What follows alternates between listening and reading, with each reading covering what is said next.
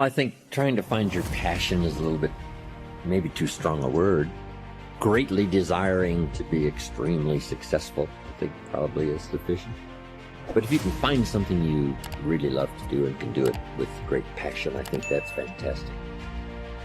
But I think being grateful probably is number one. If you've got a job, you got to be grateful and say, this isn't the greatest job in the world, but even if it's a transitional job getting you where you want to go, you got to be grateful. You don't have to love your job or be passionate about your job, just passionate about staying steady, working hard, learning skills, doing this job so well that the next one will be even better, and taking such good care of this opportunity, another one will present itself. Your body is your unconscious mind. In a sense, if you're sitting down and you start thinking about some future worst-case scenario that you're conjuring up in your mind, and you begin to feel the emotion of that event, your body doesn't know the difference between the event that's taking place in your world, outer world, and what you're creating by emotion or thought alone. So most people then, they're constantly reaffirming their emotional states. So when it comes time to give up that emotion, they can say, I really want to do it, but really the body is stronger than the mind because it's been conditioned that way. So the servant now has become the master, and the person all of a sudden, once they step into that unknown, they'd rather feel guilt and suffering because at least they can predict it. Being in the unknown is a scary place for most people because the unknown is uncertain. And when people say to me, well, I can't predict my future, I'm in the unknown, and I always say the best way to predict your future is to create it. Not from the known, but from the unknown. What thoughts do you want to fire and wire in your brain? What behaviors do you want to demonstrate in one day? The act of rehearsing them mentally, closing your eyes, and rehearsing the action. All of you have targets, things that you're after. If you're going to get a new result, if you're going to grow your business, if you're going to be able to support your mom, if you're going to get rid of the anxiety, if you're going to be able to overachieve and not have all that fear inside of you, you obviously need to get a new result. You're going to have to get new action. You don't get new results with old actions doing the same thing. What human beings can do is amazing. What they will do is usually disappointing. It's not because we're not capable of it. It's because we don't have new actions because we get in certain emotional states that dominate us, like anxiety, like fear of failure, right? Like the fear of the loss of your mother as an example. So if you're in a state of fear, you're going to behave very differently and get very different results than if you were in a place of being courageous or bold or warm or connected or playful, any of those. So the most important key to changing your life in any situation is to change results, you got to change behavior, but to change behavior, you got to change the emotional state you're in. Today is a new day. Today is a day for you to begin creating a joyous, fulfilling life. Today is the day to begin to release all your limitations. Today is the day for you to learn the secrets of life. You can change your life for the better. You already have the tools within you to do this. These tools are your thoughts and your beliefs. I will teach you how to use these tools to improve the quality of your life. For those of you who are not familiar with the benefits of positive affirmations, I would like to explain a little about them. An affirmation is really anything you say or think. A lot of what we normally say and think is quite negative and does not create good experiences for us. We have to retrain our thinking and speaking into positive patterns if we want to change our lives. An affirmation opens the way. It is a beginning point of change. In essence, you are saying to your subconscious mind, I am taking responsibility. I am aware that there is something I can do to change. When I talk about doing affirmations, I mean to consciously choose words that will either help to eliminate something from your life or help to create something new in your life. Every thought you think and every word you speak is an affirmation. All our self-talk is a stream of affirmations. You are using affirmations every moment, whether you know it or not.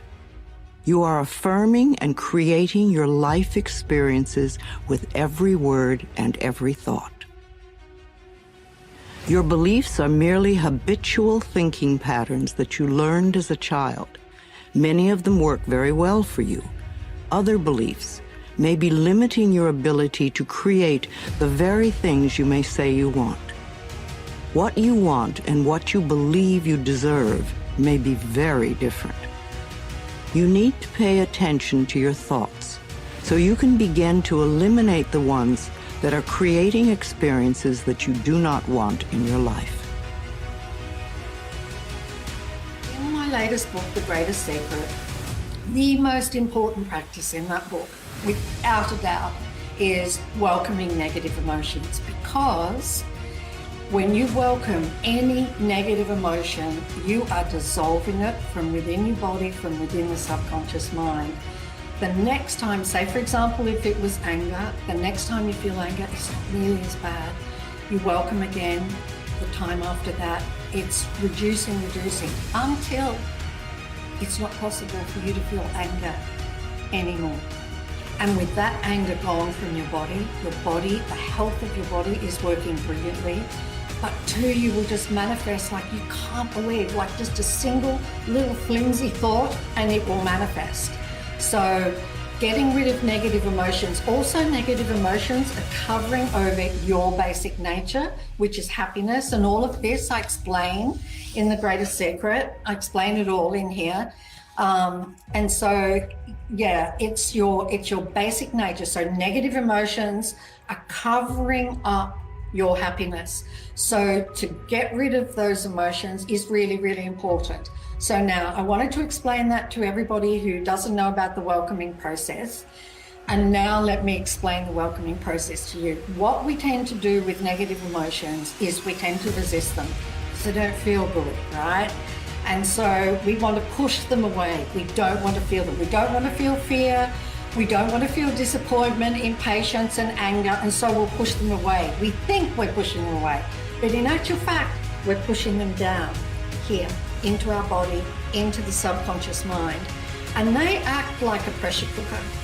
They're causing harm to the body, but they also act like a pressure cooker in that they need to release some energy so that, because they're just about to burst.